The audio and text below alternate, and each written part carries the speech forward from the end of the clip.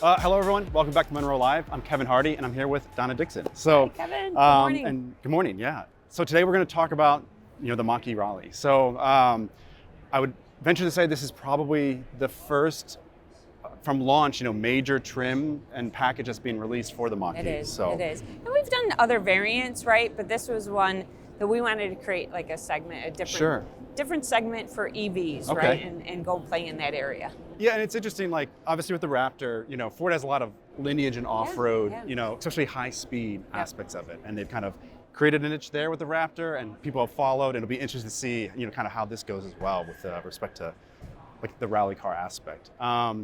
So I guess, from like a high level, what are some of the changes that you guys have done to this, like over so a base GT, you can for just instance? see, like, right, we start with the front end. Uh-huh. So we add to the GT grille. We kind of do a different color because we were kind of going with that graphite color throughout versus that glossier. Okay.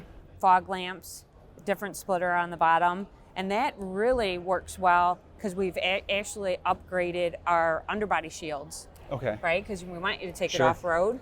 So we step those up to cover the front motor and the rear motor, right? And then we go to our tires. So unique tires, 19-inch crossover, or climate crossover, I think it's called, with the unique in-your-face, more very rally kinda inspired, inspired wheel. And then just graphics, ride height is 1 inch over the Okay. GT. We've tuned our suspension to accommodate that, put the MagneRide on it, right? Oh, okay. Because we want you to have, we have a rally drive mode and we have tuned that for off-road, but when you're on road, Right. we want that experience to be just as good, right? So we wanted to make sure that we had that on the vehicle. We have, inside, we've popped the white to kind of face off with the exterior, so we have different aspects of the white. Of course, our performance seats have to be in there with you. Yeah, they're very sharp. And then, it's what's a rally-inspired vehicle without a rally-looking spoiler, right? So, we had to tweak that to make sure that, it was helping us on the aerodynamics, but Right. we wanted to give, the ability to our design studio to kind of flare the design. Yeah, it looks very like a hybrid between now that it's released the GTD and like a Focus RS. Yep, It's exactly. very interesting. Exactly. And you see a lot of the as far as like the pylon or support pylon for spoilers now reaching up and over. Yes. I'm not as familiar with it from an aero perspective, but from what I understand, it's a little there's bit some of advantages. So. There are advantages, but a little bit different than what we have on the base model. And then I forgot the stripes, right? So if you could see so this is the first time we're actually putting stripes on our vehicle. I think it goes well with the rally. But we'll also offer it for those customers that don't Right. want that appearance. They can actually take them off, but it gives a different pop. And you can see if you look at these stripes versus what we have on the applique on the inside of the vehicle, we've put that same pattern on it. Oh, like the topographical Yeah, pattern. yeah. Okay. So that's kind of it in total of everything that we've done to just give it a kind of a different look and different stance. And I think you can feel the different stance with these Sure. wheels, these tires, right, and the ride height. Yeah, I would say it balances well, and then obviously it's part of the Mustang nameplate, but being more of like an SUV, I think it speaks to a little bit more of that side of like the utility and what you can kind of do with it. So like with respect to some of those changes, like what were the I would say like the biggest hurdles you guys had bringing this into production? Yeah, so we've had a small group, just having the focused engineering, setting up plans on how quickly we could get Sure. parts. Yep. Right.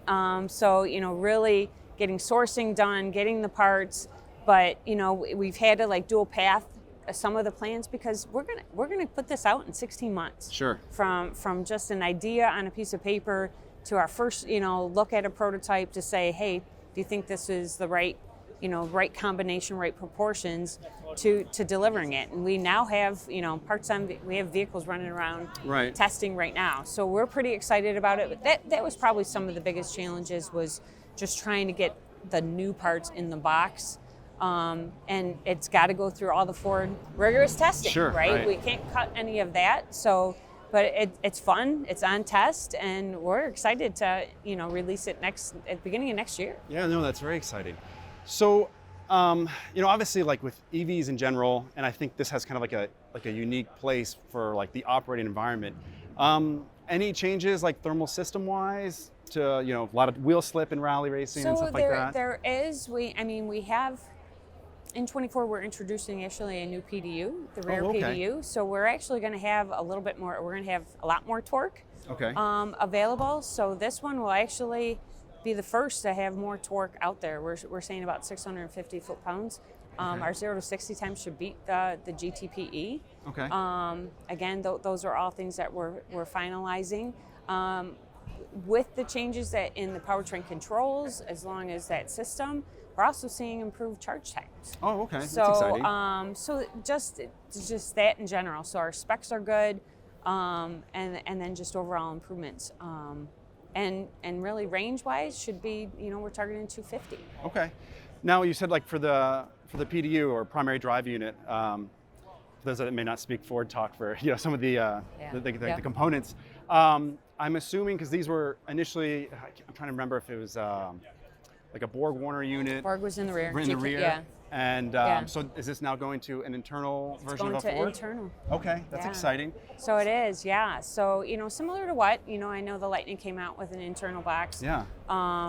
So it had been planned for our next gen. Okay. But when we were looking at what, you know, what could we do, we were tasked like 2 years ago, hey, what can you do in your plan? And we're like, well, why don't we take this one on? It's designed, it's, you know, we just have to put it in a plant. And so 2 years later, we got it going in our vehicle. Interesting, that's awesome. I mean, I think, you know, I always kind of joke like, you know, can you call yourself a car company if you don't build your own motors, right? And it's nice that, you know, and I would never, for some of our customers, like especially small ones, they're like, we want to build our motors. I'm like, that's a huge capital expense. It may not be the best thing initially, right? There's obviously decision points there and levers you can turn.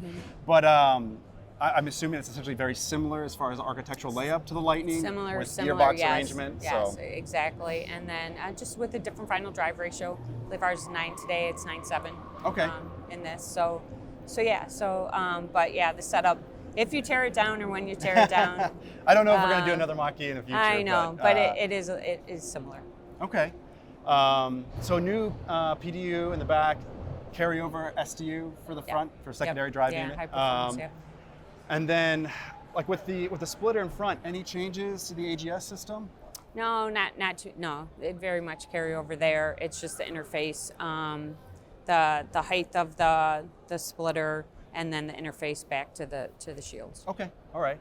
We kind of maybe like walk around a little bit, but like it has a new skid plate. It's covering. Is it? Yeah, it'll go from.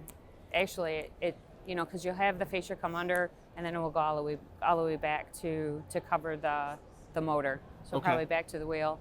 And does that extend past the leading edge of the battery as well? I think it's connected to. Okay. Right, and the same on the rear. Gotcha. Right, and in metal.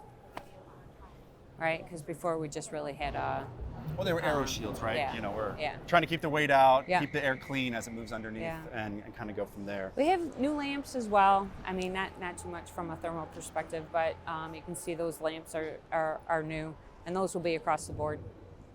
And you know, there's a lot of talk about the changes with the battery. Is there a new or a different type of battery with this one? Similar, still using the LG 4P. Okay. Again, it's more of the controls and the internals of how we're getting the battery times on the charger. Sure. I know I kind of like touched on it a little bit as far as like the thermal systems, and we mentioned like the PDU, but is there anything in terms of like changes to pumps or routing? You know, I just feel like this is a severe environment. We did new cooling, but it wasn't really just tied to rally. Okay. So we actually are we just launched it, a new system where we've gone to more plastics from a weight perspective. Okay. New routings there, some simplification. So those are on the road today. Oh, okay. We actually put a new charger in as well at that time, just to give us some more flexibility within our supply base, because we were coming with Lightning and Transit on that. So, and I know when we tore this down, we saw like essentially the one nylon line, you know, and then everything else was EPDM. That was our attempt. That was our first, like, not attempt, but like get comfortable. Yeah. You know, right? So now, so if you were to look at today, they will. Okay. Yeah. Very interesting. And that just launched. And like one of the things we typically like about it is, you know, the material is a little bit more expensive at times, right? But the weight trade-off, the using of less. That's right. Right. And then, did you have any some of the challenges of packaging and routing freed up because now essentially you have a little bit more formability with the tubes? Like I said, so we did that in combination. So freed up definitely from a perspective of we could combine, right? Having the new charger in there, you know, that we had to route differently around that.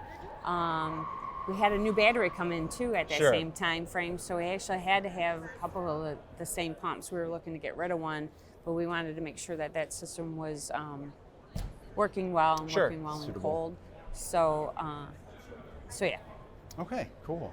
I'm trying to think if there's anything else off the top of my head. I think that pretty well covers it. I do notice that on some of the videos or some of the other images I've seen of it, there was a red tow hook. Is that? So there is. So, you know, we have tow hook capable. We actually had it in Europe for our export market, so we're making that available. And there is one available that, you know, that's out on our accessories, is not quite. So we're trying to make our tow hook that we have, that we make available.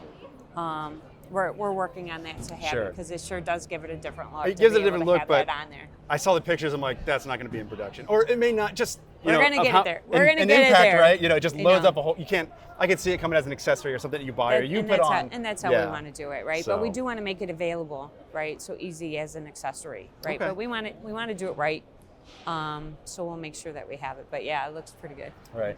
Well, Donna, you know, I really appreciate you taking the time with us. It's exciting to hear that, you know, this will have, you know, a PDU that's, you know, an internal Fomoco unit. Yeah. So that's always exciting. Yeah. And again, you know, thank you very much. I really appreciate it. Thank you. Take care. Have a great day. Thanks. So we just checked out the Mustang Mach-E Rally. Here is the Dark Horse. I believe it's actually the Dark Horse R. So a big bump in power from the previous generation with the S650 over S550. So this is a twin intake 5-liter. I believe it makes just over 500 horsepower, as you kind of can see through here. It's kind of like a spiritual successor, I would say, to the GT350, Boss 302, and kind of homologate a little bit with the Mach-1. So very much, I don't want to say a parts-bin sports car, but there's a lot of parts that we've seen on other high-end Mustang trims or packages. And this is kind of that culmination with a different nameplate moving forward. So Pirelli Trofeo R tires, you have 2-piece rotors working our way through. The new S650 has an e-brake, which is actually electronic parking brake, which is pretty interesting with the handle in comparison to like a manual cable actuation. One of the things I loved is Ford was able to drop the belt line even lower. You know, its competitor, the Camaro, had a pretty high belt line. A lot of people complained about it. The S50 was easier to live with in general, and they kind of improved upon that further as far as opening up the greenhouse.